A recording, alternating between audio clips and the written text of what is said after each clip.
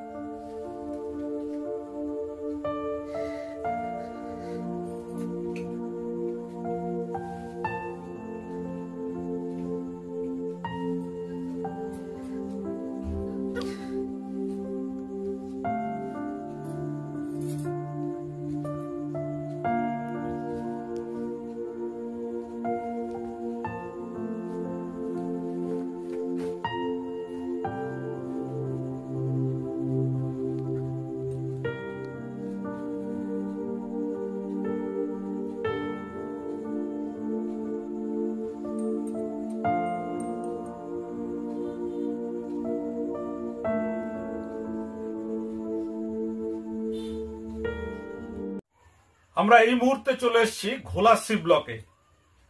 আচ্ছা, আমরা তো মানে থানাতে যদি এখন কোনো পুরুষ মানুষ গিয়ে যে তার স্ত্রী পরকীয়া করছে অভিযোগ করে, তাহলে পুলিশ একটাই উপমা দেয় যে সুপ্রিম কোর্ট থেকে পরকীয়া বৈধ আছেন।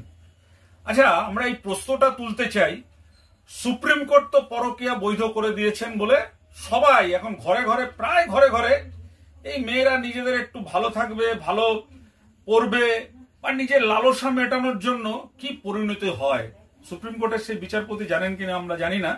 কিন্তু আমরা আজকে দেখাতে চাই এই যে একটা মানে একজন একেবারে নিরীহ একটি যুবককে আপনারা দেখছেন, নারায়ণ ধর।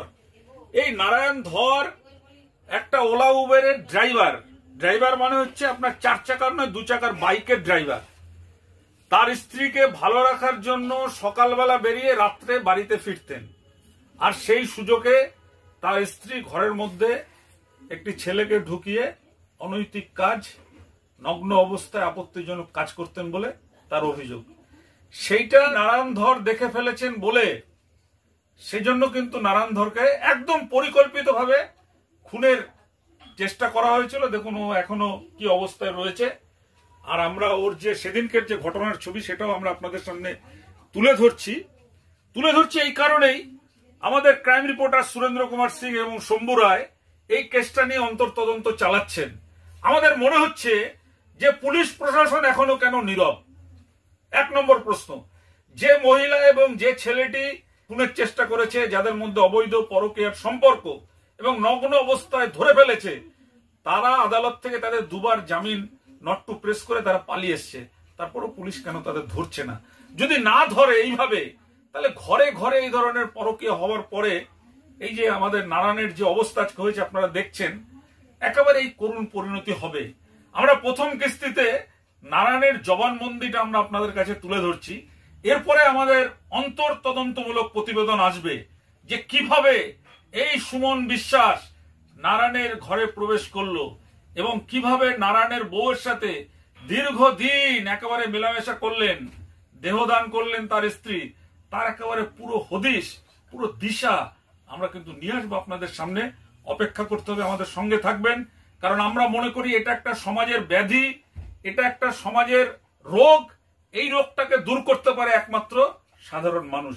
আপনাদের মধ্যে থেকে যদি এর আওয়াজ ওঠে, প্রতিবাদ হয়, তাহলে পুলিশও তাদের ধরতে বাধ্য হবে।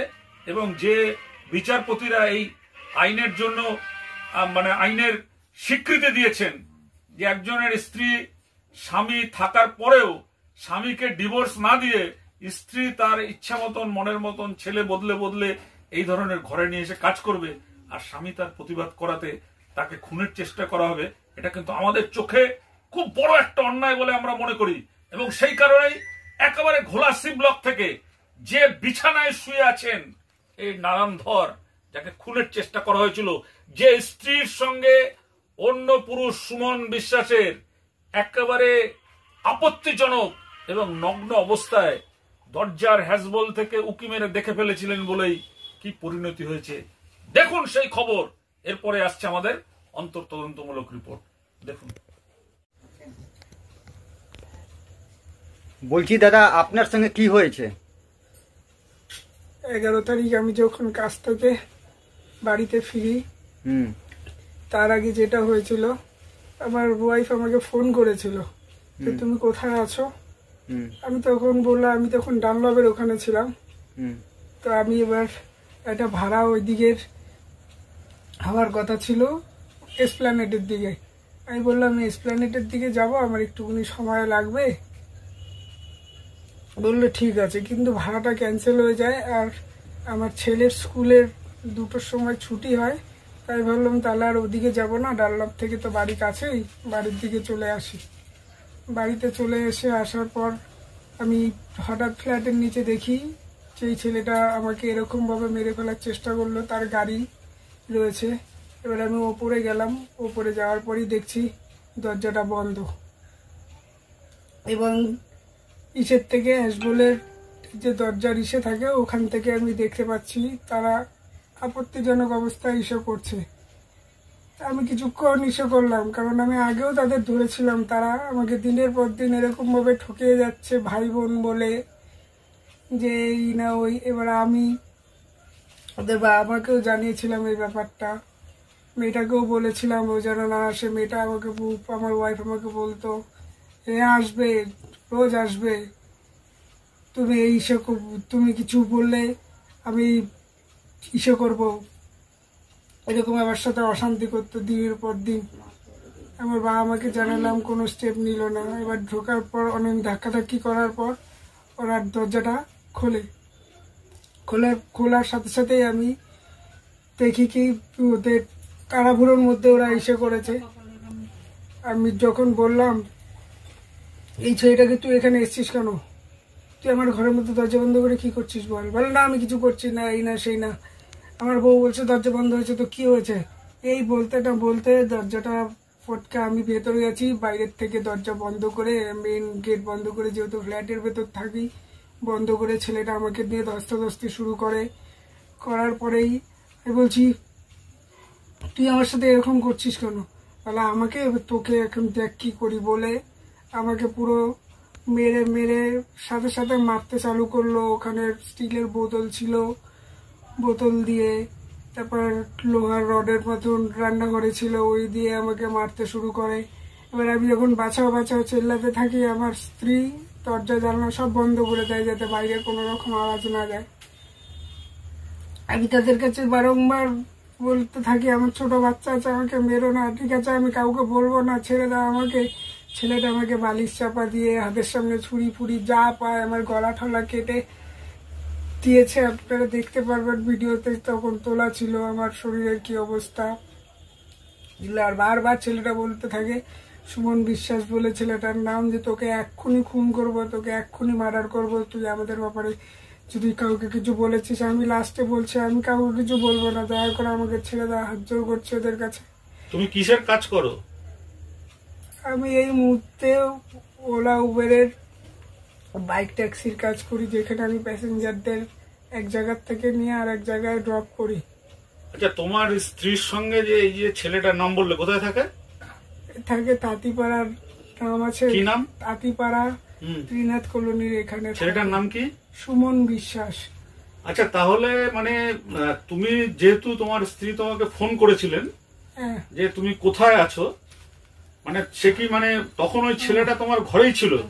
ছেলেটা হয়তো আমার ঘরেই ছিল, কিন্তু মানে এটা বুঝে নেওয়ার জন্য যে তোমার দূরত্বটা কতটা রয়েছে। কথাও আমাকে এরকমই করতো, এরকম এর আগেও এরকম হয়েছে, এরকম অনেকবার হয়েছে। আমি আচ্ছা, তুমি যখন ঘরে আসলে, ঘরে আসার পরে কি তোমার স্ত্রী এবং ওই ছেলেটাকে কি খুব মানে যে তুমি দৃশ্যটা তোমার অবলোকন করেছো, আপত্তিকর অবস্থায় দেখেছো? কি করে বলবো নিজের মুখে।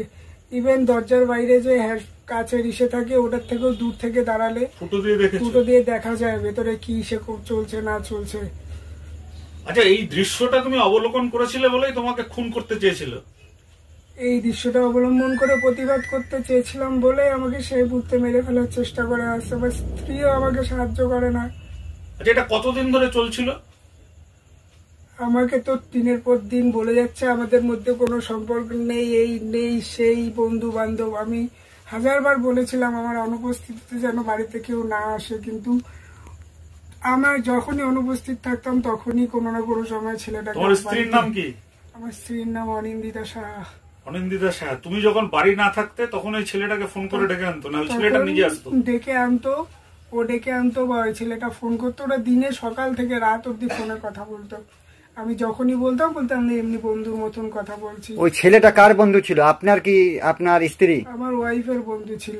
আচ্ছা, মানে বন্ধু বললেও আসলে সম্পর্ক ছিল মানে অবৈধ সম্পর্ক ছিল। সেটা ফ্ল্যাটের অনেক লোকই বুঝেছে, আমাকে বলেছে, কিন্তু আমি যতদিন না পর্যন্ত কোনো একটা হিসেবে আমি বলতে পারছিলাম না। আমি নিজে যখন এরকম বুঝতে পারি তাদের বোঝাবার চেষ্টা করি। আমার স্ত্রী আমাকে বারবার বলতে থাকে যে তোর নামেও দেখ আমি কি করি, তোকে আমি যখন আমি এরকম রাগারাগি করতাম লাস্টে যে আমি এরকম ভাবে করলে আমি থাকবো না, আমি বাড়ির থেকে চলে যাবো, ওর বাবা আমাকেও জানাই, তখন আমার স্ত্রী আমাকে বলে দেখ তোর নামে কি করি, তোর নামে বধূ নির্যাতন কেস করব, তোর নামে খোরপোশের ইস্যু করব, এই করবি সেই করব, আমাকে তুই তামারি করে বাড়ি। তুমি যখন এর আগে তোমার স্ত্রীকে আপত্তিজনক অবস্থায় দেখেছো ওই ছেলেটার সাথে, তখন কি তোমার স্ত্রীর বাবা মাকে তুমি ঘটনাটা জানিয়েছিলে? বাবা মাকে জানিয়েছি। বাবা মা আমাকে বলছে তুমি যখন বুঝতে পারছো তোমার স্ত্রী অন্য কোনো লাইনে যাচ্ছে তুমি কেন স্টেপ নিচ্ছ না? আমি বলছি আমি কি স্টেপ নেবো, তা আমাকে কথা শুনছেই না, বরঞ্চ আমাকে তোমার স্ত্রীকে যখন তুমি বলতে যে এই কাজটা তুমি করো না, যেটা করছো ছেলেটা সুমন বিশ্বাসের সঙ্গে, তখন তোমার স্ত্রী কি বলতো? স্বীকার করতে চাইতো না। তুমি বললে না যে এইমাত্র যে ও তোমাকে মানে বলতো যে তোকে এটা মেনে নিতে হবে, বা যদি মানে ইয়ে না করিস তাহলে তুই বেরিয়ে যা বাড়ি থেকে? আমাকে ওইভাবে বলতো না, আমাকে বলতো যদি বদনাম করার চেষ্টা করো আমাকে, তাহলে আমি দেখো তোমাকে কি করি, তোমার নামে তোমাদের একদম শেষ করে ফেলবো, আমি তোমার নামে বধূ নির্যাতন কেস করব, তোমার নামে খোরপোশের ইস্যু করব, চিল্লে বলতো, সবার কাছে আমাকে খারাপ করতো। আপনারা যদি আপনার বাড়িতে যান বা ফ্ল্যাটে ওখানে গেলে বুঝতে পারবেন আমার। আচ্ছা, তোমাকে যে এরকম ভাবে নৃশংস ভাবে তোমার গলা কেটে ফেলার চেষ্টা করা হলো, তারপরে অনেক প্রেসক্রিপশন দেখলাম, খুব মারাত্মক ভাবে তোমাকে জখম করা হয়েছিল, তারপর কি তুমি পুলিশে অভিযোগ করেছিলে? পুলিশে অভিযোগ করেছিলাম। পুলিশের ওখানে অভিযোগ করতে যাই, তার আগে আমাকে পুলিশ বলে মেডিকেল করাতে। আমি হসপিটালে যাই, সেখান থেকে সমস্ত রিপোর্ট জেনারেট করে যখন ডাক্তারবাবু লিখে দেয়, দেখে আমার অবস্থা, আমাকে সমস্ত ড্রেসিং করে দেওয়া হয়। তারপর পুলিশের কাছে যাই, পুলিশে ওখানে কোনো রকম আমাদের সাথে সাহায্য করতে চায় না। 1 ঘন্টার মতন আমি ওই অবস্থাতে দম নিতে পারছি না। ওই অবস্থাতে পুলিশ বাইরে রাস্তার মধ্যে বসে থাকি, ভেতরে বসতে গেলে ইস্যু করলে বলছে বাইরে যান। পুলিশ কোনো রকম সাহায্য আমাদের করেনি। তারপর অনেক কষ্টে আমাদের এফআইআরটা নিয়েছিল। পুলিশ কিচ্ছু করছে না, কোনো রকম তাদের থেকে কোনো ইস্যু করছে না। এখন কি ওরা ঘুরে বেড়াচ্ছে তোমার বউকে নিয়ে? ঘুরে বেড়াচ্ছে, তারপর কোর্টে যাচ্ছে, আমাকে মেরে ফেলে আমার নামে বধূ নির্যাতন কেস করে আবার কোর্টে যাচ্ছে ফিজিক্যালি ছেলেটা। তার মানে কি ওই দিনে যেদিন তোমাকে মারলো তুমি কেস করার পরে তারপরে তোমার নামে বধূ নির্যাতনের কেস হলো? আগে হয়নি তো? না, আগে কোনোদিন আমি কিছু করেই তো নি কোনোদিন। তার মানে তোমার এই কেসটাকে ধামাচাপা দেওয়ার জন্য আমাকে এরকম ভাবে ইস্যু করেছে। আমাকে অনেকদিন থেকে ব্ল্যাকমেইল করতো। ওই ছেলেটা লাস্টে বলছে তোকে দেখ কি করি, তোর নামে কি আমি ইস্যু করি, তোকে আমি কি করব তুই জানিস না, তুই আমার থেকে পয়সা নিয়েছিস, বলবো এই করব সেই করব। বরঞ্চ আমার থেকে পয়সা নিত ওরা পয়সা, ওরা তো ইস্যু করতো, সেই টাকা রোজগার করে আমি দিতাম। আমি রোজগার করে সমস্ত কিছু বিলপত্র। তুমি কখন কাজে বেরিয়ে যেতে? কখন? আমি সকাল 6টায় বেরোতাম, আবার 11টার সময় আসতাম। আমার ঠিক ছিল না এইসব গাড়ি নিয়ে বেরোলে কখন আসবো। মানে কি এরকম হয়েছে কখনো যে ধরো তুমি গভীর রাতে বাড়ি ফিরেছো, তখন তোমার স্ত্রী এসে মানে তোমার সঙ্গে রয়েছে? গভীর রাতে না, 10টা, 10:30, 11টা পর্যন্ত ম্যাক্সিমাম ছেলেটা শুনেছি। ফ্ল্যাটের সবাই বলেছে যে 10টা, 11:30 পর্যন্ত ছেলেটাকে দেখেছে। যে ঢুকে গেলে বাড়িতে, তোমার স্ত্রীকে বললে যে আমি দূরে আছি, তারপর তুমি তাড়াতাড়ি বাড়িতে চলে আসলে। আসার পরে স্ত্রীকে আর ওই ছেলেটি সুমন বিশ্বাস, যে তোমাকে যার সাথে মিলে খুনের চেষ্টা করেছে তোমার স্ত্রী, কি অবস্থায় তাদের দেখতে পেয়েছিল? তাদের আমি দরজার হ্যাসপলের বাইরের থেকে অর্ধনগ্ন অবস্থায় দেখতে পেয়েছি, কিন্তু দরজা খোলার পর সেটা তারা কিছুতেই স্বীকার করতে চাইছে না। আমি ধাক্কা মেরে ভেতরে। আচ্ছা, এই যে ছেলেটা সুমন বিশ্বাস আর তোমার স্ত্রী হচ্ছে অনিন্দিতা সাহা। হ্যাঁ, তো এরা যে এই যে যে ওদের মধ্যে যে সম্পর্কটা, মানে অবৈধ যে সম্পর্কটা, এটা কতদিন ধরে চলছিল? কম করে 1 বছর ধরে চলছে। কিন্তু তুমি আমি টের পেয়েছিলে এর আগেই তো? অনেক বুঝতে পেরেছি, অনেক ইসেও করেছি, কিন্তু বারংবার আমাকে ঠকে ঠকে। আচ্ছা, এই দিনকে যেদিনকে তোমাকে মারা হলো সেদিন কি তোমার কি মনে হয় যে এটা কি পূর্ব পরিকল্পিত ভাবে তোমাকে? পূর্ব পরিকল্পিত ভাবেই ছিল। আমাকে মারার জন্য পাশেও অনেক দিন ধরেই চেষ্টা করছে, কিন্তু সেই দিন আমাকে এমন ভাবে পেয়ে গেছে, আমাকে সেদিন পুরো মেরে ফেলতেই চেয়েছিল। যেহেতু আমি প্রতিবাদ করেছি, আমি সাথে সাথেই ফোন করতে বলছিলাম, আমি এক্ষুনি তোমাদের বাবাকে জানাবো, সবাইকে ডাকাডাকি করব।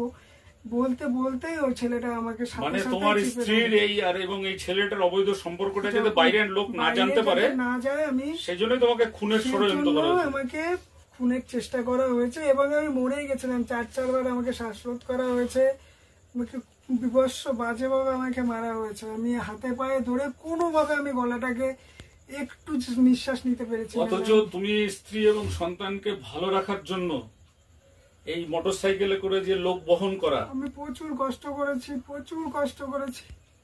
আমি সকাল থেকে রাত পর্যন্ত প্রচুর কষ্ট করেছি। ওকেও বারবার বুঝেছি যে বাচ্চাটার জন্য এরকম করো না, বাচ্চাটার ভবিষ্যৎ আছে। ও আমার সাথে প্রচন্ড অশান্তি করতো, প্রচন্ড অশান্তি করতো, যার ভয়ে আমি মান সম্মানের ভয়ে আমি চুপচাপ থাকতাম, কিছু বলতাম না। কিন্তু শেষ পর্যন্ত আমাকেও মেরে ফেলতে চাইলো, যাতে ওরা এরকম ভাবে দীর্ঘদিন ধরে নোংরামি করতে পারে এবং যাতে আমি ইসে করতে আমার থেকে তুমি যাতে বাধার কারণ না হও। না, আমি যাতে বাধা কারণ না হই। আচ্ছা, যে স্ত্রীর জন্য তুমি এত পরিশ্রম করতে, নিজের জীবনটাকে উৎসর্গ করে দিলে, বাইক চালানো শুরু করলে, মানে তাকে ভালো রাখার জন্য, সেই স্ত্রী তোমাকে ফাঁকি দিয়ে অন্য লোকের সঙ্গে এইভাবে তার মেলামেশা অবাধ, এটা কি তোমাকে কতটা আঘাত করে? আমাকে শেষ করে ফেলেছে পুরো। আমি মানসিক ভাবে বিধ্বস্ত হয়ে গেছি পুরো।